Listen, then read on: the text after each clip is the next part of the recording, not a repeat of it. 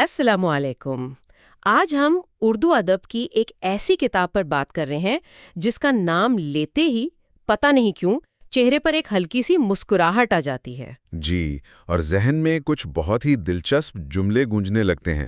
بالکل، ہمارے پاس جو مواد ہے وہ ایک ہی نام ہے، ایک ہی کتاب، مشتاق احمد یوسفی کی چراغ تلے۔ کیا بات ہے! جب میں نے یہ کتاب پہلی بار پڑھی تھی تو مجھے سب سے زیادہ حیرت اس بات پر ہوئی کہ کوئی شخص اتنی عام سی باتوں جیسے بیمار پڑنا یا گھر میں مرغیاں پالنا؟ ہاں، ان کو اتنی غیر معمولی اور مزیدار تحریر میں کیسے بدل سکتا ہے؟ یہی تو جادو ہے۔ تو آج ہماری کوشش یہی سمجھنا ہے کہ اس کتاب کا جادو آخر ہے کیا؟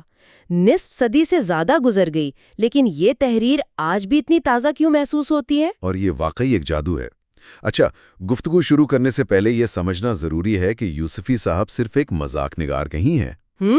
یہ اہم نقطہ ہے۔ وہ اردو نثر کے ایک ایسے معمار ہیں جنہوں نے زبان کو برتنے کا ایک بالکل نیا انداز متعارف کروایا۔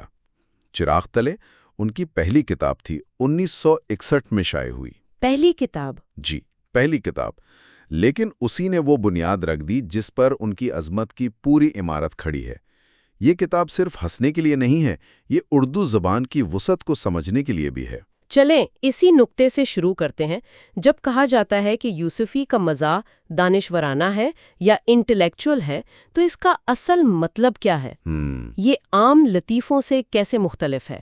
کیونکہ لطیفہ سن کر تو کہا آتا ہے، یوسفی کو پڑھ کر ایک زیر لب تبسم آتا ہے جو سوچنے پہ مجبور کرتا ہے۔ آپ نے بہت ہی اہم فرق کی نشاندہی کی ہے، کہا اور تبسم کا فرق۔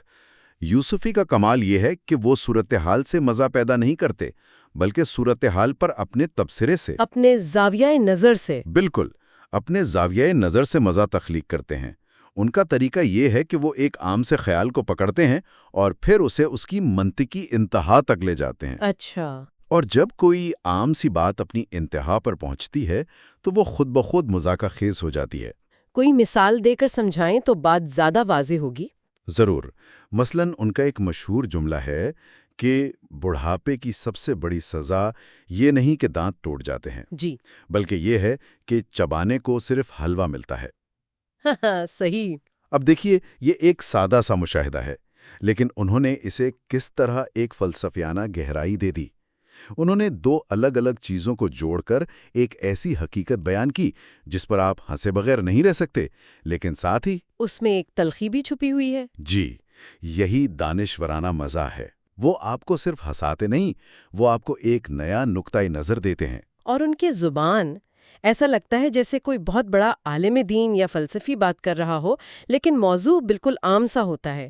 بالکل، یہی ان کے اسلوب کا ایک اور اہم ستون ہے۔ یہ تضاد بہت کمال کا ہے۔ وہ عام گفتگو میں ایسے ثقیل اور کلاسیکی الفاظ استعمال کرتے ہیں جو سننے عجیب لگیں لیکن موقع کی مناسبت سے وہ بالکل فٹ بیٹھتے ہیں، اور ایک مزاحیہ صورتحال پیدا کرتے ہیں۔ جی، جیسے کسی عام سی تقریب کے کھانے کو وہ طعام شاہی کہہ دیں اور منتظمین کی بھاگ دوڑ کو معرکہ آرائی، صحیح۔ یا کسی دوست کی معمولی سی ناکامی پر ایسے تبصرہ کریں جیسے کوئی سلطنت تباہ ہو گئی ہو۔ یہ الفاظ کا تضاد ہی ان کی تحریر کی جان ہے۔ لیکن کچھ لوگ یہ بھی کہتے ہیں کہ ان کی زبان بہت مشکل ہے، کہ ان کا مزاح بہت ایلیٹ کلاس کا ہے، عام آدمی کی سمجھ سے بالاتر۔ کیا اس بات میں کوئی حقیقت ہے؟ یہ ایک بہت دلچسپ اعتراض ہے۔ یہ سچ ہے کہ ان کی زبان پر گرفت غیر معمولی ہے، اس میں تو کوئی شک نہیں۔ اور وہ ایسے الفاظ استعمال کرتے ہیں جو آج کل عام نہیں ہیں، لیکن ان کا موضوع ہمیشہ عام آدمی اور اس کی زندگی ہوتا ہے۔ وہ جن کمزوریوں، جن رویوں کی بات کرتے ہیں وہ ہمارے معاشرے کے ہر طبقے میں پائی جاتی ہیں۔ ہو سکتا ہے پہلی بار پڑھنے والے کو لغت دیکھنی پڑے، لیکن جس سماجی حقیقت کی وہ نشاندہی کر رہے ہوتے ہیں وہ اتنی جانی پہچانی ہوتی ہے کہ قاری فوراً اس سے جڑ جاتا ہے۔ اچھا، تو زبان شاید اونچے طبقے کی لگے لیکن مشاہدہ خالصتاً عوامی ہے۔ بالکل۔ اور یہ مشاہدہ ہمیں ان کے مضامین میں ہر جگہ نظر آتا ہے۔ مجھے فوراً پڑھیے گر بیمار یاد آ رہا ہے، جہاں انہوں نے اس پورے تجربے کو ایک ڈرامے کی شکل دے دی ہے۔ ہاں، وہ مضمون تو ایک شاہکار ہے۔ یوسفی نے بیماری کو ایک میڈیکل کنڈیشن کے طور پر نہیں بلکہ ایک ایک سوشل فن، ایک سوشل آرٹ فارم کے طور پر پیش کیا ہے۔ مجھے اس مضمون کی ایک بات ہمیشہ یاد رہتی ہے، جہاں وہ کچھ اس طرح کہتے ہیں کہ ہمارے ہاں مریض کی عیادت کرنا ایک رسم ہے اور دوستوں کے لیے مریض کا بیمار پڑنا ایک سماجی ذمہ داری ہے۔ جی یہ سوچ ہی اتنی الٹی اور مزیدار ہے کہ آپ حیران رہ جاتی ہیں۔ بالکل، اور یہی یوسفی کا کمال ہے، وہ ایک عام سی سماجی روایت کو الٹا کر اس کا پوسٹ مارٹم کرتے ہیں۔ وہ یہ نہیں کہہ رہے کہ عیادت نہ کرو، بلکہ اس کے پیچھے چھپی سماجی منافقت اور دکھاوے کو سامنے لا رہے ہیں کہ کس طرح تیماردار مریض سے زیادہ اپنی اہمیت جتانے آتے ہیں۔ جی، اور وہ کون سے پھل لاتے ہیں جو مریض کھا نہیں سکتا۔ بالکل، اور وہ کیسی باتیں کرتے ہیں جن سے مریض کی تکلیف اور بڑھ جاتی ہے۔ وہ اس پورے عمل کو ایک ایسی تفصیلی گائیڈ کی شکل میں پیش کرتے ہیں کہ آپ ہنستے ہنستے سوچنے پر مجبور ہو جاتے ہیں کہ ہم واقعی ایسا ہی کرتے ہیں۔ یہی چیز ان کے مذاق کو محض لطیفے سے بلند کر کے ایک گہرے طنز میں بدل دیتی ہے۔ جی ہاں۔ اور پھر کرکٹ پر لکھا گیا مضمون، میں نے جب پہلی بار اس کا عنوان پڑھا تو سوچا کہ کرکٹ جیسے خشک موضوع پر کوئی اتنا دلچسپ مضمون کیسے لکھ سکتا ہے۔ صحیح۔ لیکن اسے پڑھ کر اندازہ ہوا کہ یہ مضمون کرکٹ کے بارے میں تو ہے ہی نہیں۔ آپ نے صحیح پکڑا، وہ مضمون کرکٹ کا ایک بہانہ ہے۔ اصل میں وہ پاکستانی قوم کی نفسیات کا ایک خاکہ ہے۔ اچھا؟ وہ کراچی کے نیشنل اسٹیڈیم میں بیٹھے تماشائیوں کے رویے، ان کے تبصرے، ان کے جذبات کو اس طرح بیان کرتے ہیں کہ پورا معاشرہ آنکھوں کے سامنے آ جاتا ہے۔ جی۔ وہ بتاتے ہیں کہ کس طرح ایک ہی گیند پر پوری قوم ماہر بن جاتی ہے، کس طرح ہر شخص کپتان کو مشورے دینے لگتا ہے، اور کیسے ہارنے پر پوری ٹیم کو غدار قرار دے دیا جاتا ہے۔ یہ تو آج بھی ہوتا ہے۔ بالکل، یہ صرف کھیل کے حوال نہیں، بلکہ ایک قوم کا نفسیاتی پورٹریٹ ہے جو آج بھی اتنا ہی سچ ہے جتنا 1960 کی دہائی میں تھا۔ یہ بالکل درست ہے۔ آج بھی میچ کے دوران سوشل میڈیا پر بالکل یہی ماحول ہوتا ہے۔ تو گویا کردار اور حالات بدل گئے ہیں، لیکن انسانی فطرت وہی ہے۔ اور شاید یہی وجہ ہے کہ ان کے کردار اتنے لازوال ہیں۔ وہ صرف کہانیاں نہیں لگتی، ایسا لگتا ہے جیسے وہ ہمارے ارد گرد کے لوگوں کی بات کر رہے ہیں۔ جی ہاں، وہ پڑوسی جو ہر معاملے میں ٹانگ اڑاتا ہے، وہ دوست جو بن مانگے مشورے دیتا ہے، یا وہ رشتہ دار جو آپ کی ہر کامیابی کو اپنی تربیت کا نتیجہ قرار دیتا ہے۔ اور اہم بات یہ ہے کہ یوسفی افراد کا مذاق نہیں اڑاتے، بلکہ وہ انسانی فطرت کی ان عالمگیر کمزوریوں پر طنز کرتے ہیں۔ ان کا ہدف فرد نہیں، رویہ ہوتا ہے۔ جی، وہ سوچ اور رویہ جس کا وہ فرد نمائندہ ہے۔ اسی لیے ان کی تحریر میں تلخی نہیں، ایک طرح کی ہمدردی اور اپنائیت محسوس ہوتی ہے۔ اس سے یہ بات واضح ہوتی ہے کہ ان کی تحریر میں ہنسنے ہنسانے سے کہیں زیادہ گہرائی ہے۔ یہ صرف مذاق نہیں، اس کے پیچھے ایک بہت تیز طنز چھپا ہوا ہے۔ جی، اور یہاں مذاق اور طنز کے فرق کو سمجھنا شاید بہت ضروری ہے۔ جی، یہ بہت کیلی نقطہ ہے۔ دیکھیں، مذاق کا بنیادی مقصد تفریح فراہم کرنا ہوتا ہے، قاری کو خوش کرنا۔ ٹھیک۔ جبکہ طنز مذاق کو ایک ہتھیار کے طور پر استعمال کرتا ہے۔ اس کا مقصد معاشرے کی اصلاح کرنا یا کم از کم اس کی خامیوں اور تضادات کی نشاندہی کرنا ہوتا ہے۔ تو یوسفی صرف ایک مزاح نگار نہیں، وہ اردو کے سب سے بڑے طنز نگاروں میں سے ایک ہیں۔ لیکن ان کا طنز چبھتا نہیں، تکلیف نہیں دیتا۔ عام طور پر طنز میں ایک تلخی ہوتی ہے، ایک غصہ ہوتا ہے۔ یوسفی کے ہاں وہ چیز نظر نہیں آتی۔ اور یہی ان کی عظمت ہے۔ ان کا طنز تلخ یا نصیحت بھرا نہیں، بلکہ مشفقانہ ہے، ہمدردانہ ہے۔ جی، ہمدردانہ ہے۔ وہ ایک ڈاکٹر کی طرح ہیں جو کڑوی سے کڑوی دوا کو میٹھی گولی میں لپیٹ کر دیتا ہے۔ وہ قاری کو یہ محسوس نہیں ہونے دیتے کہ وہ کسی بلند مقام سے اسے نصیحت کر رہے ہیں، بلکہ وہ خود کو بھی اسی معاشرے کا حصہ ظاہر کرتے ہیں۔ بالکل، اور اپنی ذات پر بھی ہنسنے سے گریز نہیں کرتے۔ وہ بتاتے ہیں کہ میں بھی آپ جیسا ہی ہوں، میں بھی انہی کمزوریوں کا شکار ہوں۔ اس خود شناسی کی وجہ سے ان کا طنز کبھی دل آزاری نہیں کرتا، بلکہ قاری کو خود احتسابی پر مجبور کرتا ہے۔ جی، وہ آپ ہی کی خامی آپ کو دکھاتے ہیں اور آپ غصہ کرنے کے بجائے خود بھی ہنس پڑتے ہیں۔ یہ بہت بڑا فن ہے۔ یہ بہت خوبصورت وضاحت ہے، اور شاید یہی وجہ ہے کہ یہ کتاب آج بھی اتنی متعلقہ ہے۔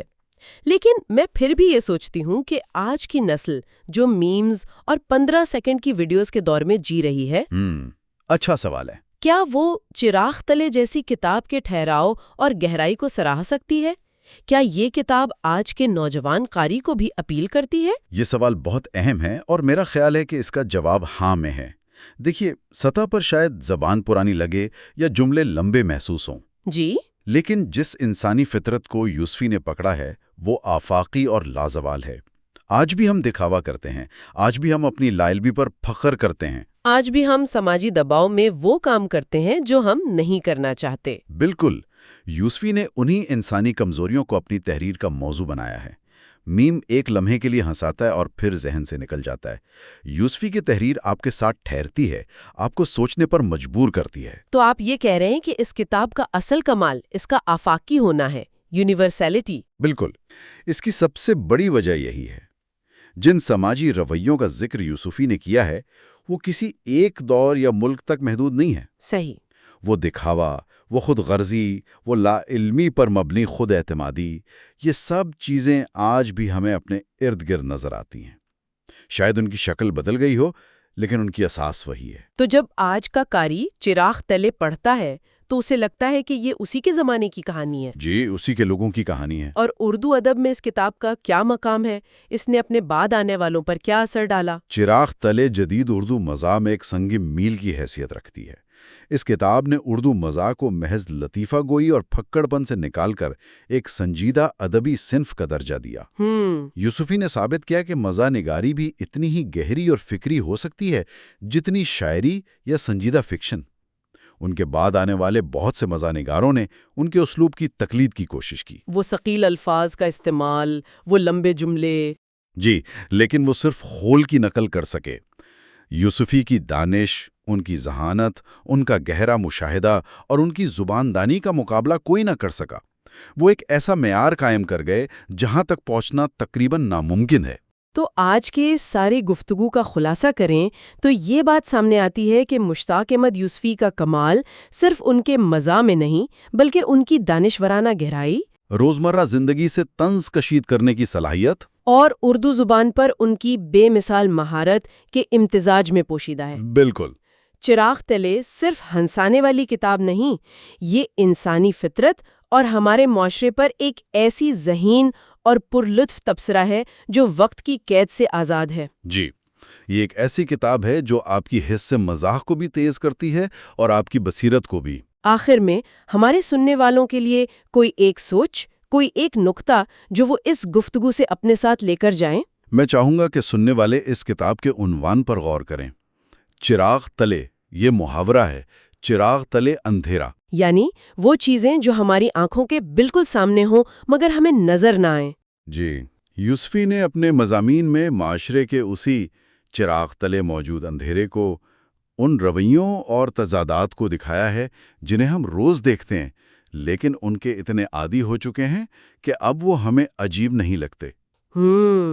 تو سوچنے کا نقطہ یہ ہے کہ ہماری اپنی جدید زندگی کے چراغ تلے کون سی چیزیں ہیں، وہ کون سی مزاخیز باتیں، منافقتیں اور سماجی بے قاعدگیاں ہیں جو ہمارے سامنے روز ہوتی ہیں لیکن ہم انہیں نظر انداز کر دیتے ہیں۔ واہ! شاید یوسفی کا اصل تحفہ ہمیں صرف ہنسانا نہیں بلکہ ان چیزوں کو دیکھنے کے لیے ہماری بصارت کو دوبارہ سے بحال کرنا ہے۔